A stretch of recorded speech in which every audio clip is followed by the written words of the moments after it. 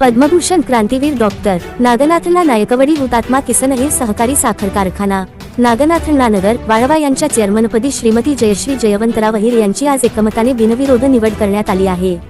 Chairman पदाच्या निवडणुकीसाठी आयोजित संचालक मंडळाच्या सभेत श्रीमती जयश्री अहिर यांचा एकमेव अर्ज दाखल झाल्याने अध्यासी अधिकारी युसुफ शेख यांनी त्यांची बिनविरोध निवड झाल्याचे जाहीर केले। यावेळी कारखान्याचे संचालक मंडळ, अधिकारी आणि मान्यवर मोठ्या संख्येने उपस्थित होते। निवडीनंतर माजी चेअरमन महादेव कांबळे यांच्या हस्ते शाल, श्रीफळ आणि पुष्पहार देऊन श्रीमती जयश्री अहिर यांचा सत्कार करण्यात आला। तसेच हुतात्मा बँकेचे चेअरमन किरण नायकवडी, गौरव नायकवडी, केदार नायकवडी, अजित माजी संचालक, पदाधिकारी, अधिकारी, कार्यकर्ते आणि शेतकरी यांनी त्यांचे अभिनंदन केले। यानंतर नवनिर्वाचित चेअरमन श्रीमती जयश्री अहिर यांनी सर्व संचालक आणि मान्यवरांसह पद्मभूषण क्रांतीवीर डॉक्टर नागनाथनला नायकवडी यांच्या समाधीस्थळी जाऊन दर्शन घेत अभिवादन केले।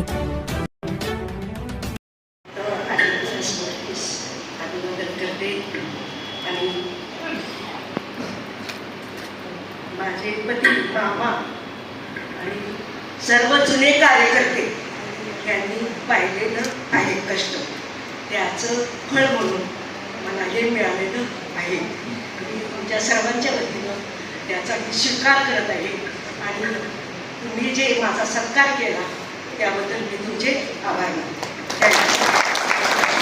आम्ही या ठिकाणी मगाशी 11 वाजता इथून निघून गेलो आणि बरोबर 12 वाजलेले। 1 तासात चेअरमन निवड बिनविरोध आणि अतिशय व्यवस्थितपणे पार पडली आणि तिथं ज्याप्रमाणे तुम्ही सगळ्यांनी सांगितलं, दादा सांगतील ते आम्हा सर्वांना मान्य, त्याच पद्धतीनं आपण सगळ्यांनी संचालकांनी मिळून एकमुखानं जया मामांच्या मंडळी जयश्री अहिर मॅडम यांना चेअरमन पदावर नियुक्त केलेलं आहे। जया मामांची इच्छा, अण्णांची सुद्धा इच्छा जया मामांनी चेअरमन व्हावं अशी होती आणि त्याला जवळजवळ 15 वर्षापूर्वी ह्या गोष्टी शाळेत पुढे सुद्धा झाल्या होत्या।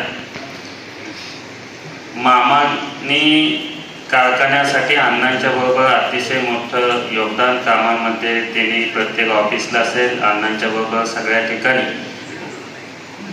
अतिशय अडचणीच्या काळामध्ये फिरून काम केलं आणि त्यांच्या कष्टाला न्याय द्यायची ही भूमिका दादांनी या ठिकाणी पार पाडली आणि अशी माणसं सुद्धा मागं ठेवून आपणच चेअरमन व्हावं ही भावना इथून पुढल्या काळात निश्चितपणे नसेल आणि सगळे जे कष्ट करतील आणि जे प्रामाणिकपणे हुतात्म्यासाठी राबतील त्यांना प्रत्येक पदावर इथून पुढल्या काळात बसवायची जबाबदारी आपल्या सर्वांची असेल, एवढंच या निमित्तानं सांगतो।